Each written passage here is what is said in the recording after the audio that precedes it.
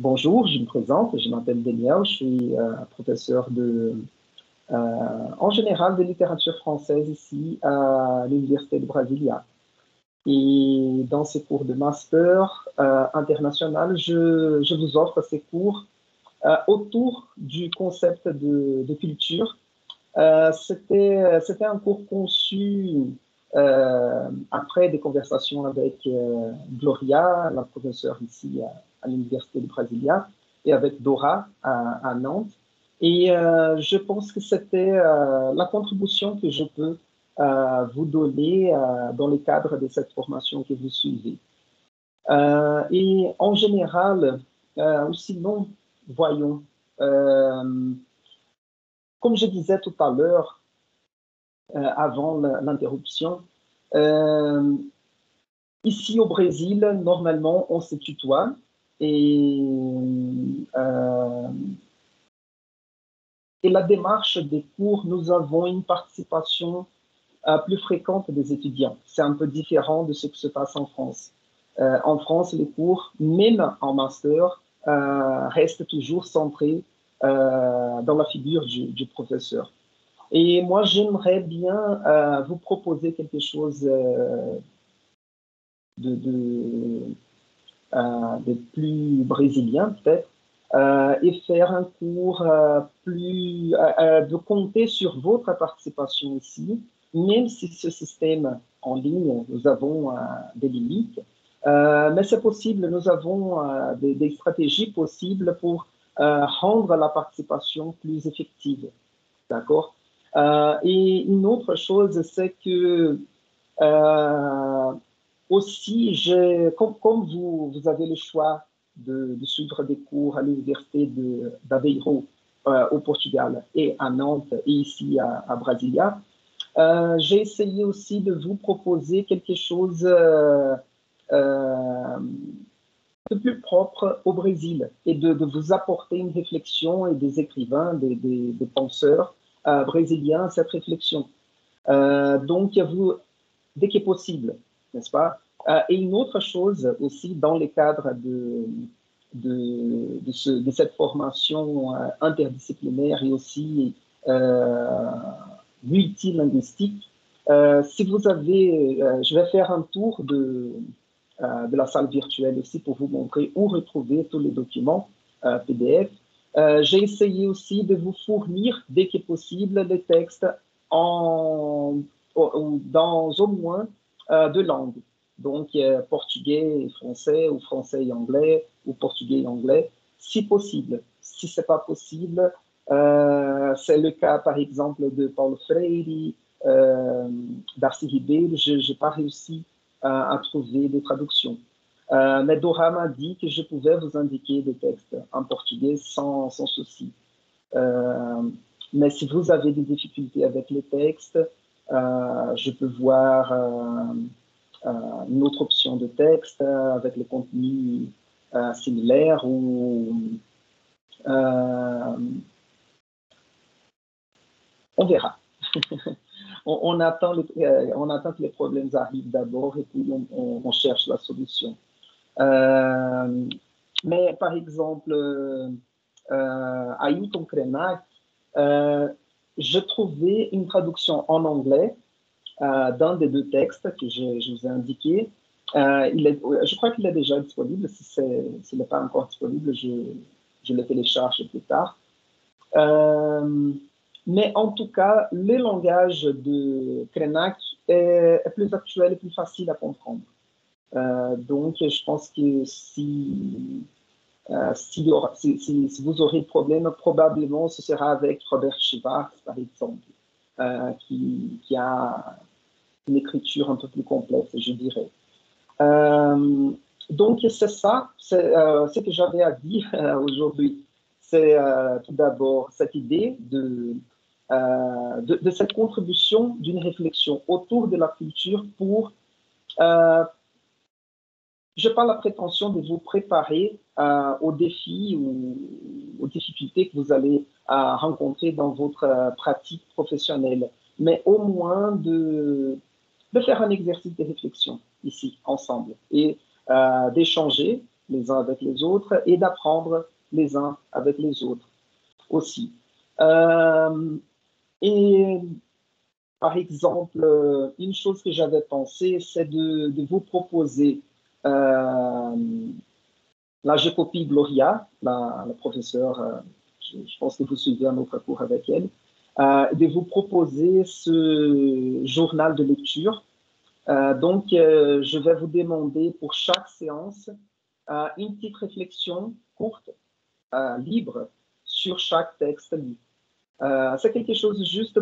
Et en fait, je pense aussi que dans le cadre de ce master, c'est pas très intéressant non plus de vous demander, par exemple, une paraphrase du texte, n'est-ce pas? Et donc, profiter de l'espace de ces journaux de lecture pour essayer de faire une réflexion à partir du texte ou comment le texte contribue à votre pratique professionnelle où vous travaillez déjà ou où vous comptez travailler dans l'avenir. Vous voyez, essayez de retirer du texte, de faire ce passage d'une réflexion, tout d'abord de la compréhension du texte, ensuite une réflexion du texte et comment utiliser cette réflexion dans votre pratique professionnelle. Je pense que ça, c'est plus intéressant dans ces moments et pas de répéter ce qui a été dit, n'est-ce pas? Et si possible, je vais vous envoyer ces messages ou des rappels avant la prochaine séance. Moi, j'aimerais bien avoir ce journal intime, ce journal de lecture avant la séance. Ça peut être à la veille. Et comme ça, j'aurai le temps de lire vos réflexions et utiliser vos réflexions pour alimenter ou contribuer aux questions que je peux vous poser, au débat qu'on va entretenir. Et comme ça, je pense que ce sera possible de vraiment échanger et pas faire un cours centré sur moi, n'est-ce pas? Et normalement, je pense que vous êtes 12 inscrits dans ce cours. Et je pense, par exemple, une stratégie de cours intéressante à faire, c'est de créer ici, dans la salle virtuelle, des canaux à côté, 1, 2, 3 par exemple, et on s'organise en groupe de 3 ou 4 dans une demi-heure, la première demi-heure de cours. Je vous laisse débattre, discuter les textes, et puis on passe à une réunion, un rendez-vous avec tous et toutes, et on fait une autre réflexion ensemble. Et vous pouvez aussi rapporter ce qui a été le plus important de votre discussion dans cette première demi-heure. Ça vous va comme ça? Et aussi, c'est une façon aussi de... Je vous demande si ça vous va et je continue. Je pense que c'est une façon aussi de vous laisser la place de parler un peu plus aussi. Parce que dans un grand groupe, c'est pas possible de toujours participer, parler un peu plus. Voyons si j'ai encore quelque chose à ajouter. Ah oui, donc ces journaux de réflexion, de lecture, et je vous demande aussi un essai final. Et aussi, j'avais pensé à vous demander un essai plus ou moins dans la même direction de ce journal de lecture.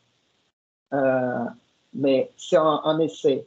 Et une fois, c'est la différence, c'est pour l'essai final, choisissez un point de réflexion ou un sujet de réflexion et développez ce sujet d'une façon plus organisée, plus cohérente peut-être.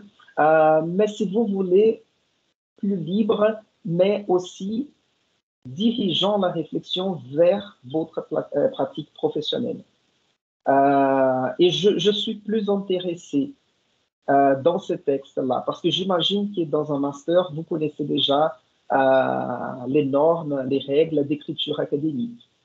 Donc, peut-être ce serait plus intéressant de vous concentrer dans une bonne réflexion et pas de faire un texte tout à fait académique.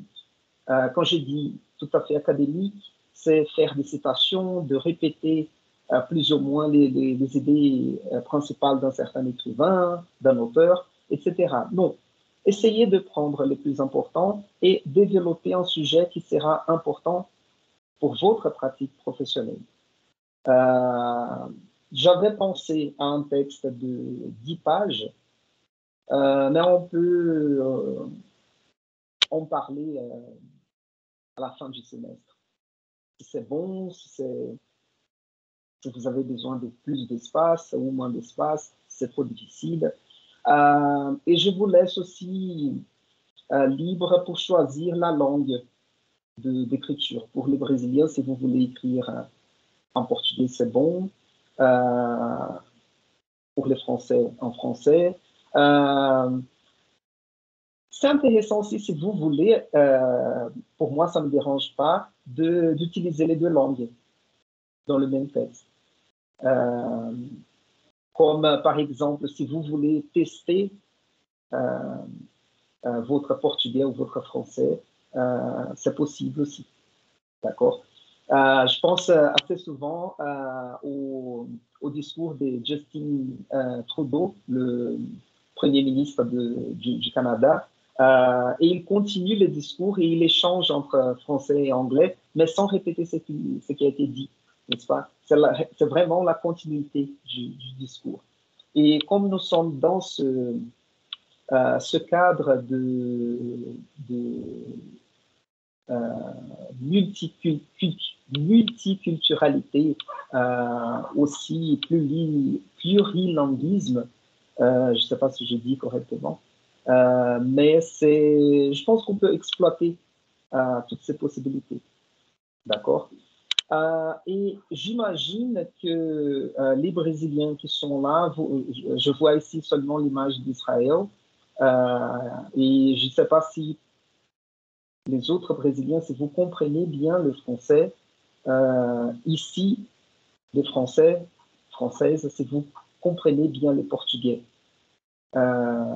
comment c'est l'état de votre maîtrise de la langue française et portugaise? Comment ça marche?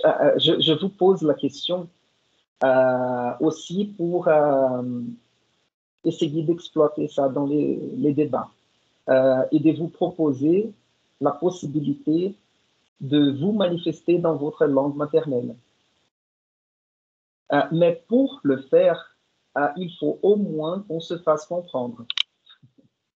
N'est-ce pas? Si vous êtes capable de comprendre l'autre, vous pouvez parler en français et les Brésiliens et les Brésiliennes vont comprendre, ils vous répondent en portugais, par exemple. On peut voir si ça marche. Et je pense que ça peut être plus facile à vous exprimer. Je ne sais pas ce que vous en pensez. Qu'est-ce que vous avez à dire par rapport à cette proposition? C'est super, c'est une super bonne idée. D'accord, ok. Si vous êtes d'accord, ça va. Si vous n'êtes pas d'accord, on peut continuer cette discussion dans la salle virtuelle et corriger les difficultés que nous aurons pendant le semestre. D'accord? Et le but ici, c'est vraiment de profiter le maximum de cet environnement multiculturel, linguistique, etc. D'accord? Et parce qu'en fait, c'est plus ou moins la réalité que vous allez rencontrer dans votre pratique professionnelle. Au moins, c'est ce que j'attends une fois que vous avez choisi, vous avez, je sais pas, c'est correct, c'était subjonctif. Vous avez choisi cette formation, ce parcours de master. D'accord? sinon, est-ce que vous avez des questions à me poser?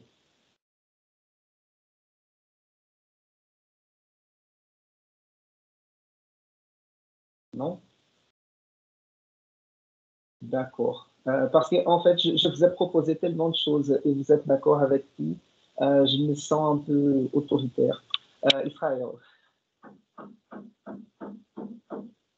Excusez-moi, est-ce que vous m'entendez bien? Oui, oui, très bien. Ah oui, d'accord.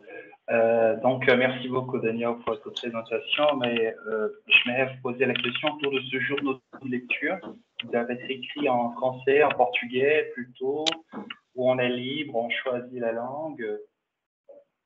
Oui, vous êtes libre pour choisir la langue du journal ou des journaux de lecture et de l'essai final aussi. Je vous laisse libre. D'accord. D'accord. Merci. Parce que on m'a pas demandé Dora, par exemple. Je pense que je vais remettre à l'université de Nantes seulement la note, n'est-ce pas? Donc, je pense qu'ils ne me demandent pas vos travaux comme document à retenir à l'université. Donc, pour moi, ça va en portugais ou en français. D'accord? Voilà. Et une autre particularité aussi, peut-être pour les étudiants brésiliens, c'est cette concentration de cours. Parce que normalement, ici au Brésil, nous avons des cours une fois par semaine. Mais ici, c'était une proposition de Dora et de Gloria. Et en fait, j'expérimente. J'essaye de faire comme ça. Donc, on aura 3 séances et dans chaque séance, on aura environ 3 textes à discuter. C'est seulement la deuxième séance. Dans la deuxième séance, nous aurons 4 textes à discuter, mais je vous ai donné aussi un peu plus de temps. Donc, vous aurez environ 5 semaines entre la première séance et la deuxième. Donc, vous aurez le temps de lire les textes tranquillement. Et aussi, si vous avez des questions entre une séance et une autre, vous pouvez utiliser la salle virtuelle, me poser vos questions ou m'écrire en privé. Je vous réponds aussi. Et n'hésitez pas à partager aussi, je ne sais pas, des vidéos, des podcasts que vous retrouvez autour de cette réflexion. Si vous trouvez ça intéressant et vous voulez contribuer ou partager avec les autres, pour moi, c'est parfait, ça ne me dérange pas. Oui, sur la confirmation des dates, je vais partager l'écran ici. Parce qu'il y avait, j'ai fait une faute dans le premier document que j'ai envoyé au Postlich. Et en fait, vous avez ici la projection. Voilà, je zoome encore. Il me semble que j'ai un petit souci avec l'Internet. Et pour l'instant, vous ne voyez pas encore, n'est-ce pas? Oui, non, c'est une page blanche. D'accord. C'est un peu... voyons ici. Je refais le partage d'écran.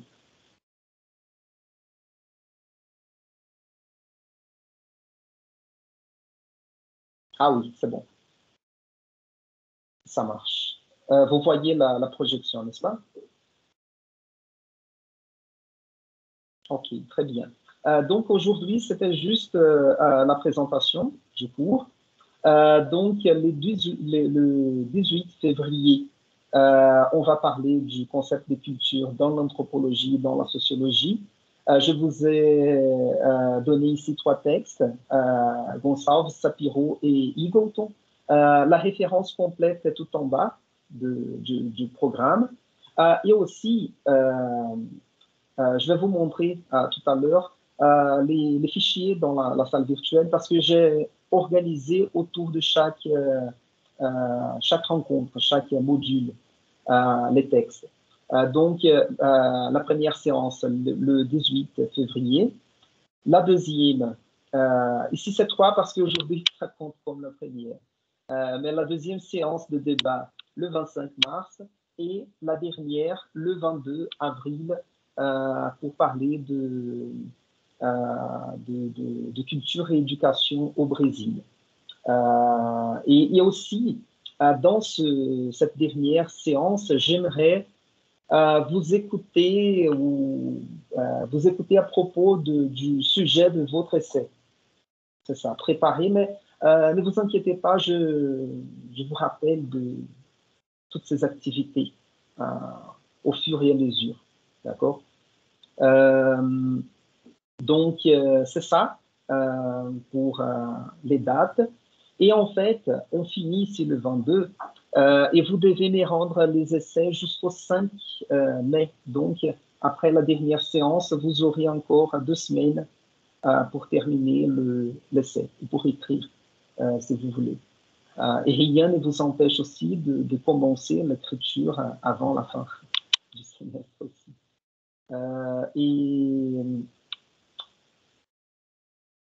Je vais vous montrer la salle virtuelle.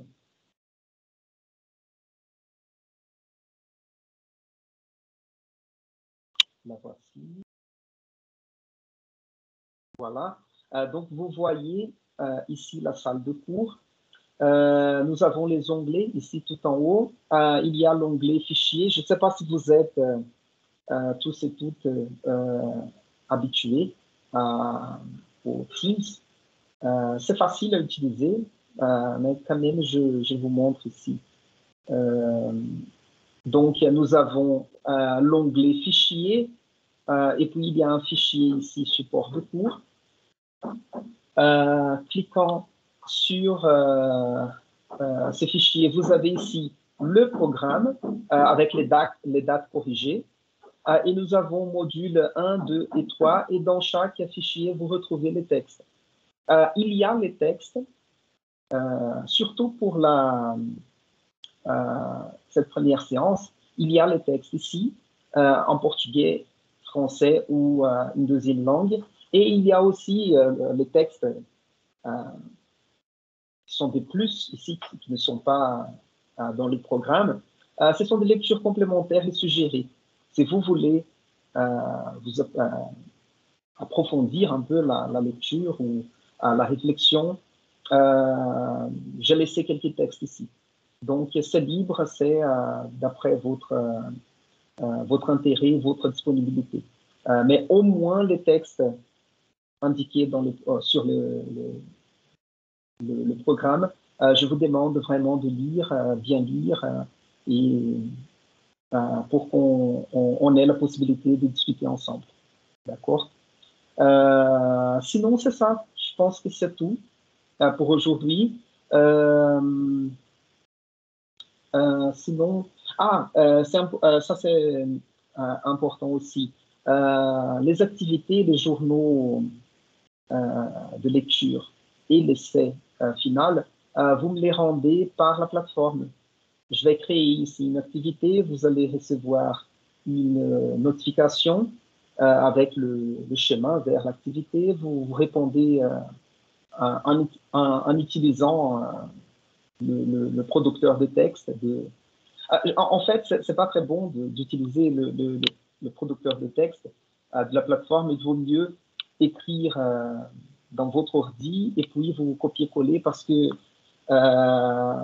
si vous avez une coupure d'Internet, par exemple, ça risque de perdre le texte. Mais on concentre sur la plateforme toutes les activités, les textes, les meetings, les réunions. Ça va? Voilà. Donc, c'est bon? Vous avez des questions ou pas? Des doutes? C'est pas possible? Moi, oui. Voilà, vas-y. Je ne vois pas le texte de Sapiro sur le fichier du 18, le premier module, ni celui de D'accord. Gonçalves. Ah non, en fait, non, Gonçalves, oui, Alicia Gonçalves, oui, mais Sapiro, non. Sapiro, c'est parce que je crois qu'il est sauvegardé comme Bourdieu Sapiro. Ah, d'accord, ok. Oui. Parce qu'en fait, c'est un dictionnaire organisé par Sapiro. Ici, il est là. vous voyez, Dictionnaire international Bourdieu, Bourdieu-Sapiro, ici. Pour ne pas vous confondre, je peux corriger ça et effacer les noms de Bourdieu. Je l'ai sauvegardé comme ça parce que Bourdieu, c'est la référence la plus importante pour moi ici que Gisèle Sapiro. Mais je vais corriger ça et je laisse tout simplement les noms de Sapiro pour ne pas vous confondre après. Donc, voilà. Donc, il est enregistré maintenant avec Gisèle Sapiro. D'accord? Daniel, aussi, Oui. pour aujourd'hui, par exemple, on n'aura pas de journal à vous rendre. C'est que avant le prochain cours avec Voilà. les réflexions. Voilà. Voilà. Oui, parce que il n'y a pas de sens de vous demander un journal aujourd'hui sans avoir fait les lectures. Et comme je vous demande aussi cette réflexion par rapport à votre expérience, je pense que ça ne vaut pas la peine, ou ça ne fait pas la peine de vous demander une présentation qui vous aide maintenant. Je préfère vous laisser le temps de lire le texte et penser à cette réflexion. D'accord? Et sinon, pour ne pas terminer comme ça trop rapidement, est-ce que vous voulez vous présenter? Je pense que ça peut être intéressant, surtout dans cette dynamique à distance, virtuelle. Parfois, ça reste trop froid, éloigné, n'est-ce pas? Et donc, moi, je vais commencer. Je m'appelle Daniel, je suis professeur de littérature française. Quoi d'autre? J'habite à Brasilia, j'habite là depuis 4 ans.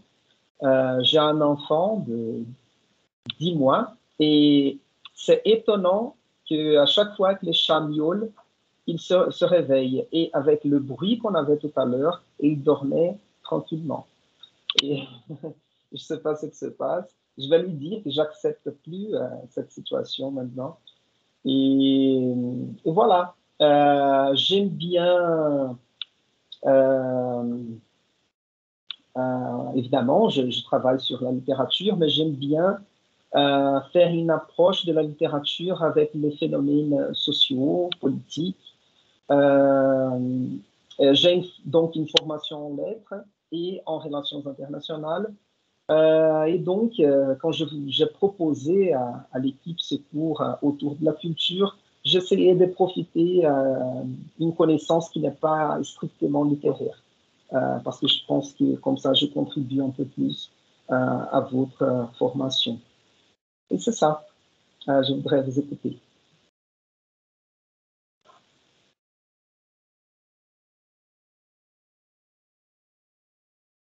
Comme on dit en portugais, un volontaire ou une victime?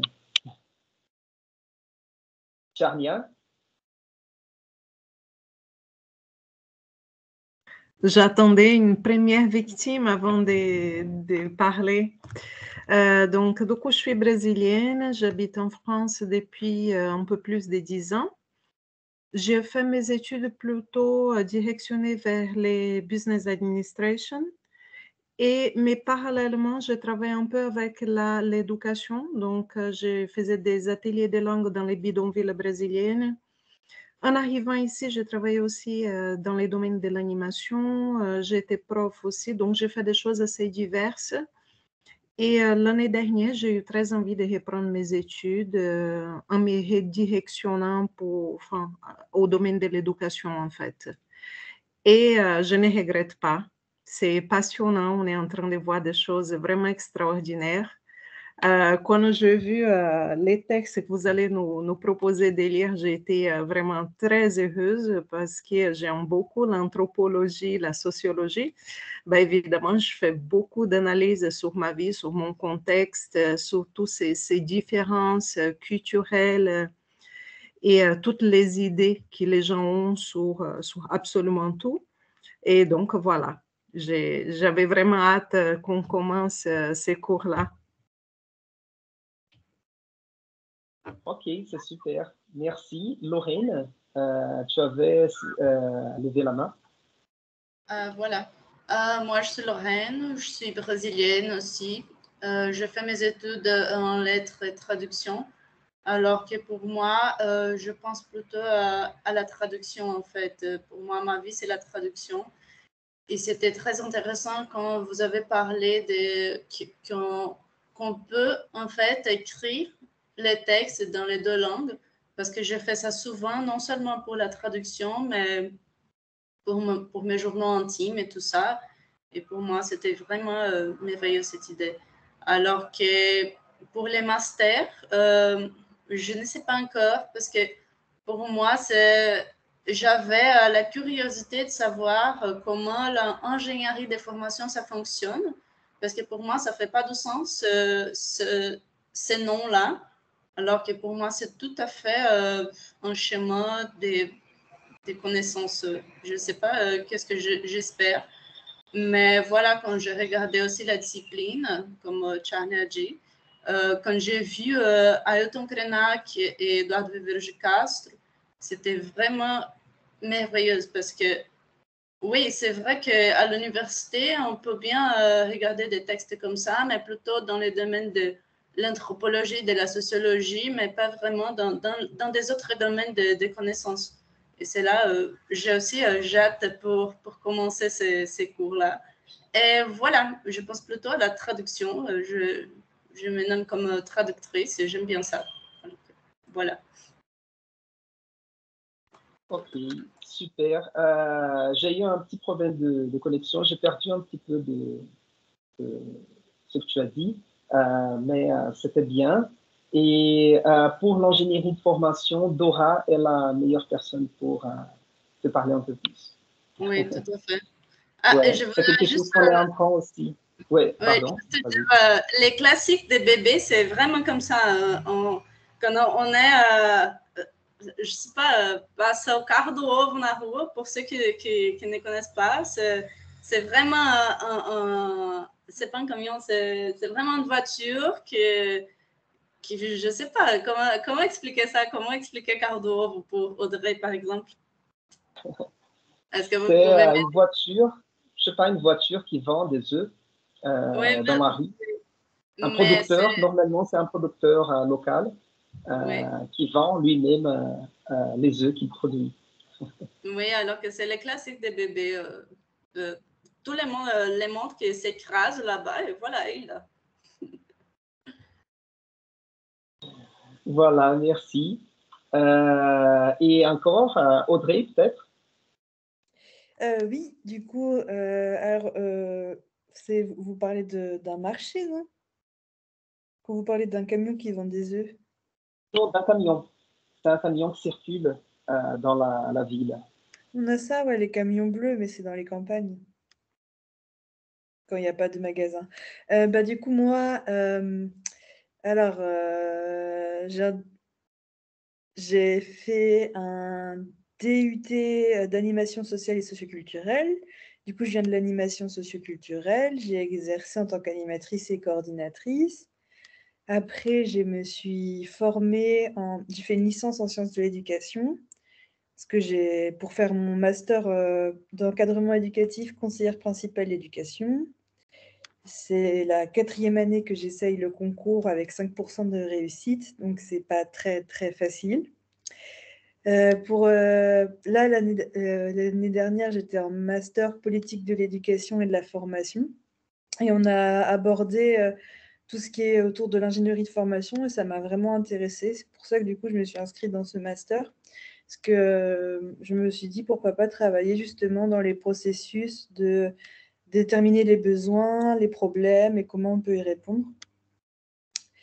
Et pour le master politique de l'éducation, j'ai soutenu mon mémoire sur la formation des enseignants dans l'engagement des lycéens au développement durable. Du coup, je suis vraiment très spécialisée dans ce domaine-là. Et c'est ce qui m'intéresse. Voilà. Oui, très bien. C'est vraiment intéressant. Vous avez des parcours complètement différents. Et je suis content de vous avoir proposé le cours de cette façon, avec une grande participation de votre part, parce que comme ça, je sais que vous aurez beaucoup à contribuer. On aura tous et toutes beaucoup à apprendre, chacun avec l'un avec l'autre. Israël? Alors, bonjour à vous tous, à vous toutes plutôt et à vous tous. Moi, je m'appelle Israël, je suis professeur de français, de littérature aussi. Je suis étudiant au niveau de doctorat. J'étudie plutôt le rapport environnementaux, donc les plantes, les études éco-critiques dans les littératures africaines. C'est mon domaine. La littérature sénégalaise, ivoirienne et centrafricaine. Ça m'intéresse beaucoup le sujet abordé dans l'anthropologie, la sociologie, l'éducation, parce que ça c'est vraiment notre réalité en salle de classe. Quand on dit multiculturalisme, c'est aussi ce qu'on vit exactement dans le cours, à l'école. Et c'est ça, je suis ravi de vous retrouver. Merci beaucoup, enchanté. Merci Israël. Israël a été notre professeur remplaçant ici il y a 3 ans, n'est-ce pas? Voilà. Marianne, Louise? Bonjour. Donc, moi, je fais mes études en journalisme au Brésil. J'habite en France depuis 5 ans. J'ai 2 enfants aussi en bas âge. Ma fille, elle a 5 ans. Ouais, 5 ans et mon fils, 3 ans. Je me suis approchée de l'éducation grâce à eux, en fait. Et j'ai toujours aimé ça. Mais bon, quand j'ai décidé de faire mes études, j'étais plutôt vers les journalistes parce que j'aime bien la communication, écrire et tout ça, et changer les choses, en fait. Donc, c'est une façon de changer les mondes et tout. Après, c'est pas vraiment le cas. Enfin, il y a beaucoup de variants et tout. Donc, j'étais un peu déjà déçue. Enfin, je voulais changer un peu des métiers. Et je suis venue en France, j'ai mes enfants. Donc, l'éducation m'a toujours plu. Et aussi par rapport aux langues, parce que là, on parle le portugais et le français, c'est pas facile. Donc, je me suis approchée de portugais langue d'héritage. Et j'ai un projet avec d'autres copines qui habitent, une en Italie, l'autre aux États-Unis, pour aider les familles, en fait, qui veulent transmettre leur langue, le portugais comme langue d'héritage. Et donc, tout ça, là, les plurilinguismes, le multiculturalisme, voilà, la multiculturalité, tout ça, ça m'intéresse beaucoup parce que j'ai vu là-dedans, en tant que mère aussi, qui vit dans une autre culture, la culture majeure et tout, et donc, et aussi avec mon projet, on a beaucoup de défis avec les familles qui sont un peu partout dans le monde, donc qui vivent ça différemment. Et voilà, j'essaye un peu de faire les casse-têtes, de mettre toutes les pièces, et c'est ça. Oui, merci. C'était super aussi. Robert Baez? Oui, bonjour, vous m'entendez? Oui, oui, ça marche. Bon, bonjour, je suis Roberta, je suis brésilienne aussi. J'habite en France, ça fait 4 ans. À la base, je suis historienne, donc je fais ma licence en histoire à l'Université de São Paulo. Puis, j'ai fait mon master en histoire transnationale à l'École normale supérieure de Paris. Et là, je suis avec vous dans les masters pendant que j'attends mon contrat de doctorat. Et c'est ça. Ok, très bien. Daiane? Alors, bonjour, je suis Daiane, je suis brésilienne aussi. J'ai habité en France depuis 2 ans. J'ai fait mes études en lettres portugais au Brésil et aussi au Portugal, où j'ai étudié un peu plus de la littérature portugaise. Ici, en France, j'habite à Strasbourg. J'ai travaillé quelques années comme professeur de portugais langue étrangère. Après, quand je suis arrivée en France, j'ai plus intéressé pour l'immigration et l'éducation aussi, et pour cette approche culturelle. Donc, comme Lorraine, j'ai aussi beaucoup de curiosité pour cette master. Mais je suis vraiment enthousiastique, j'adore la littérature et je ne sais pas ce que je vais faire après, mais je pense que ce sera un mélange de tout, si possible. Et c'est ça. Et je n'ai pas d'enfant. Ok, merci beaucoup. Voyons ici Isabelle. Je crois que Isabelle est la dernière. Oui, à parler. Alors, moi, je suis Isabelle, brésilienne aussi, de Bahia. J'habite en France depuis presque 12 ans déjà. Je suis, bon, pour ma licence, j'ai eu la licence de lettres français, portugais-français. Ensuite, j'ai commencé un master dans les études des langages au Brésil, mais c'était pendant le déménagement. Enfin, j'ai laissé tomber. J'ai pas pu faire la soutenance. Je suis prof de FLE et de portugais langue étrangère. J'ai commencé ici en France un master en sciences de l'éducation, sciences du langage. Et je me suis réorientée, enfin, plus ou moins, vers ce master-là parce que je voulais, enfin, d'après le besoin que je vois dans les centres d'accueil de migrants, pas les centres d'accueil, mais plutôt la partie linguistique, l'accueil linguistique de ces migrants, je ressens un besoin de former ceux qui normalement ce sont des bénévoles. Alors, je ressens un besoin de formation de ces bénévoles parce qu'il y a souvent des bénévoles qui ne sont pas du tout formés pour être prof de français, langue seconde, langue étrangère. Alors, du coup, il y a pas mal de malentendus, des choses qui ne vont pas du tout, à mon avis. Alors, avec ce master, je voulais plutôt m'orienter dans ce sens-là, de former ces gens qui, même en tant que bénévoles, deviennent profs de langue française pour les étrangers, surtout la population migrante. Et j'ai un enfant. Voilà, merci Isabelle et tous les autres, toutes les autres. Ouais, c'était vraiment intéressant de vous connaître un peu. Je pense qu'on aura l'occasion de se connaître à partir de nos réflexions, de nos idées, de nos débats pendant les 3 prochaines séances. Et en fait, je pense que c'est ça, je n'ai rien à ajouter. Et je pense qu'on aura, là j'ai hâte de voir les débats qu'on aura. Parce que comme vous avez des formations vraiment différentes et c'est intéressant parce que il me semble que presque toutes et Israël, vous avez quand même une formation qui n'est pas linéaire et ça c'est très, très intéressant à mon avis.